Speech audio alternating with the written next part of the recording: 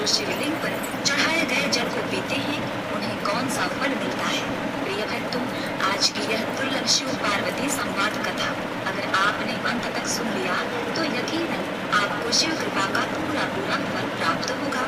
आप पूजा करते हैं कि आपको पुण्य मिले, लेकिन कुछ गलतियों के कारण उल्टा पाप के भागी बन जाते हैं। तो यदि आपने वीडियो को स्किप कर दिया, बीच में ही छोड़ दिया, तो शिव कृपा का सुंदर अवसर आप खो देंगे।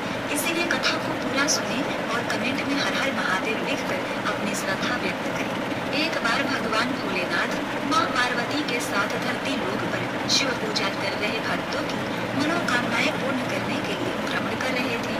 तभी माँ पार्वती ने विनम्र स्वर में कहा, हे प्रभु, शिवलिंग पर चढ़ाए हुए प्रसाद को खाना चाहिए या नहीं? जो लोग शिवलिंग पर चढ़ाए हुए जल को पीते हैं उन्हें पुण्य मिलता है या पाप? तीसरा प्रश्न, खंडित शिवलिंग की पूजा करना चाहिए या नहीं? किस प्रकार से चढ़ाए गए बेलपत्र को आप ग्रहण करते हैं? यदि आपको मुझ में प्रीति है तो हे देवाधिदेव, मेरे इन प्रश्नों का उत्तर देने की कृपा करें।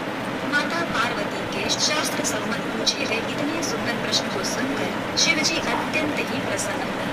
उन्होंने कहा, हे गौरी, आज आपने भक्तों के कल्याण के लिए बड़ी ही मनोहारी कल्याणकारी प्रश्न पूछा है, जिसे जानकर मनुष्य यदि इसके अनुसार मेरी पूजा करेगा उसे किसी भी प्रकार का पाप और ताप, रोग, दोष, दुख का सामना नहीं करना पड़ेगा।